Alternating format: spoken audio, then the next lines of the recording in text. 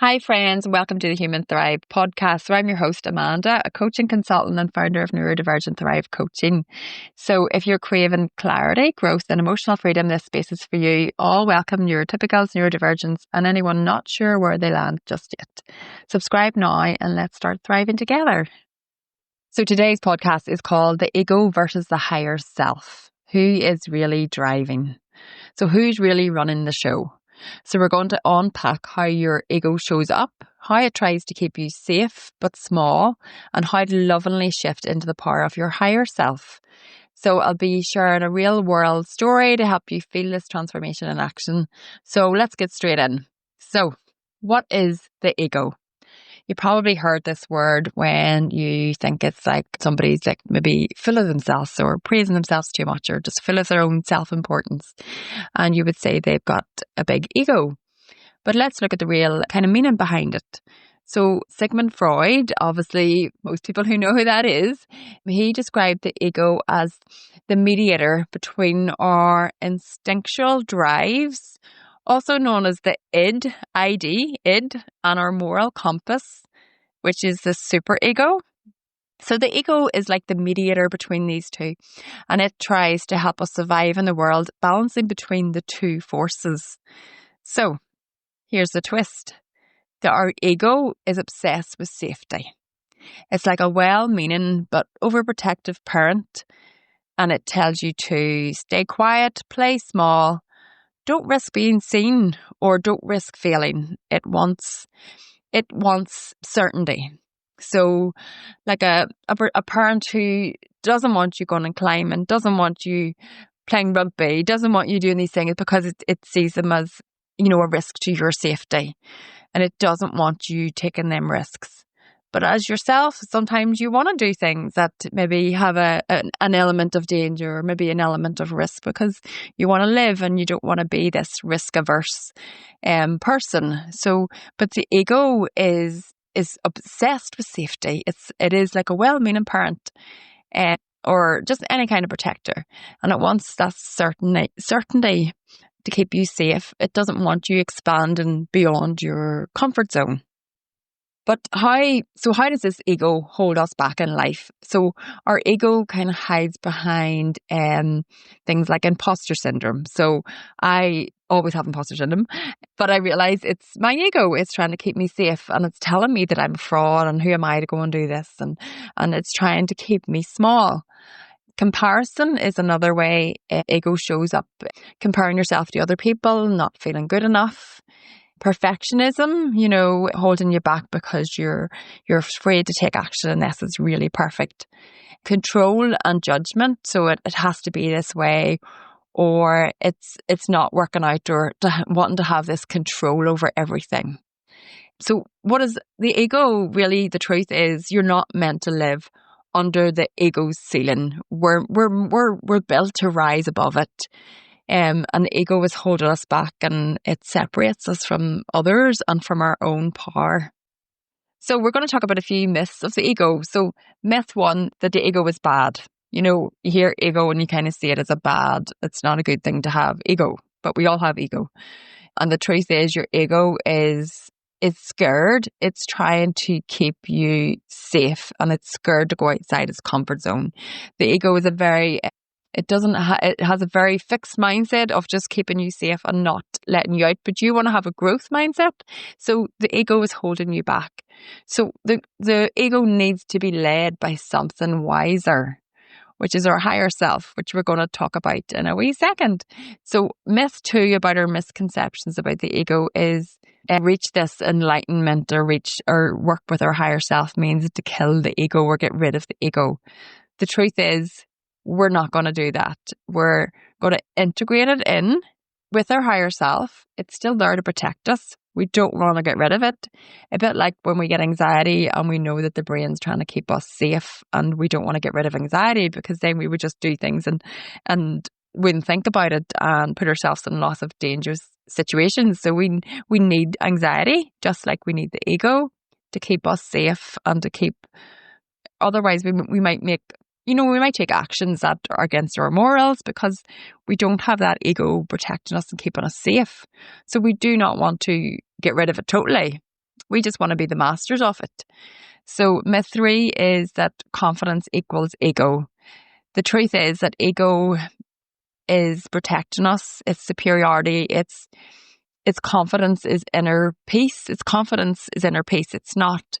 You can have an overinflated ego, and you have some people might be, they'll come across one way, but really it's a defense, and when you really break it down, the ego is still keeping them safe.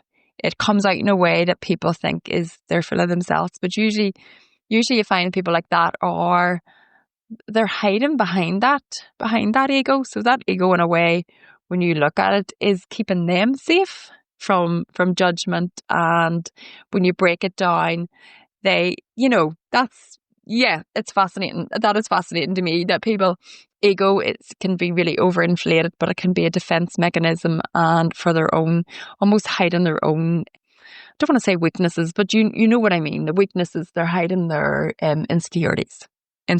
That was the word I was looking. So then I mentioned the higher self. What is the higher self? So our higher self is calm and it's loving. It doesn't perform. It doesn't compare yourself to others. It's patient, it's grounded in your worth, and it doesn't need attention. You don't need to prove yourself when it's your higher self. And if you've ever experienced jealousy, or someone, or being envious of somebody, when you break it down and you really think about it, and I've done this a lot with people I've felt envious of, and I've realized I felt envious because they have a certain maybe strength that I would like and I see lacking in myself. So it's highlighting my insecurities or my weaknesses, and it made me envious of them. But when I really explored it, it wasn't that I didn't have any issues with them personally. It was highlighting my weakness. So my higher self can acknowledge that. My higher self can work with that. My ego was making me jealous. It made me jealous. And I had to question, what is this person bringing up these feelings in me? But the higher self wouldn't be judging or comparing. It would be, that's okay. You've other strengths, or you can build on this strength. And it's not, the ego is what is keeping you almost feeling them jealousy and all. And really, we don't feel like that when we're in with our higher self, where we don't feel like that. Like we don't feel that envious and that jealousy. Their ego is there, and we're not getting rid of it. It's there. So like our anxiety, it's keeping us safe. But let me tell you a story that kind of help you understand this. So I was going to deliver this presentation, and I was about to go into the room. I could feel my palms were damp. They were near enough wet with the anxiety sweat, and my heart felt like it was going to jump out of my chest. And, in the voice in my head was not a kind, soul-centered, higher self voice. It was my ego talking, and it was saying, you're going to mess this up. Who do you think you are? You're going to fall apart. Everyone's going to laugh at you. Everyone's going to be judging you. This is going to go really badly. This voice was telling me all that. That was not my higher self. That was my ego. And a bit like anxiety, it was trying to keep me safe. It was almost putting me into the fight or flight mode, and fight, flight, or freeze. And I wanted to flight. I wanted to run away. But I didn't. So I stepped inside the room, and something shifted. Yeah, and I felt this tug of like wanting to run away, but also wanting to go into the room and deliver the presentation. So it's like my higher self and my ego were in conflict. My ego wanted to keep me safe. It wanted to keep me small, but also because it's an overprotective parent. It was like if your parent was there, or your caregiver, and could see how anxious you were, they're just, oh, come on, it's okay, you don't have to do it. But my higher self was like, you can do this. You're prepared. There was a reason you've chosen to do this, and I'm going to support you. So my higher self was trying to ground me. I was able to use some tapping emotional freedom techniques on myself, just on my hands. So it wasn't on my face, my tapping, or my head. Because at this point, some people could see me from outside the room. Then I did power pose. So just stood up and power pose, like hand on the hips, and started to get in top of my breathing. And then I could feel my palms start to dry. My mouth had been dry and I could feel a little bit of saliva coming back. So went into the room and was able to deliver the presentation. So that was a conflict that is also the anxiety response, but also my ego was saying, who are you to be doing this? You're such a fraud. You can't be doing this. No one's going to listen to you. No one's going to take you seriously. Why are you even doing this? This is not. And my higher self was, you've got this. You're prepared. You can do this. So we can see how our ego and our higher self are constantly controlling us, and they have been programmed since we were children. But we can master the ego. So the same way we can master that anxiety. So in that moment, I was witnessing this. So I was like, okay, ego, this fear of rejection, I see you. Thank you for trying to protect me. But I'm going to take this risk. I'm going to take this chance. I'm going to do it. And even if people did reject me, or people were laughing at me, or people were, who does she think she is? Is that any of my business? No, that's their business. And very likely it's reflecting something in them. So that's their business. But most people, and I suppose if you look at the kindness of most people, want you to do well. You know, you're in front of them, and people, when you get awkward, they get awkward, and they want you to do well. So my higher self allowed me to overcome that moment of panic and to go in and deliver the presentation. So ask your higher self. So your higher self, like, you know, I knew I could do it. It supported me. And the soul-led action was to go and do the presentation and do the thing that the ego was telling me that I couldn't. So I've got a wee challenge for you. So if you're so you can tell I'm a fan of writing letters to things. So write a letter to your ego and thank it, appreciate it, and let it know that your higher self is leading the show now. And that's it. And take one bold action this week that your ego would have stopped you doing. So say yes to something that you were holding back on or feeling not good enough for. Hit publish.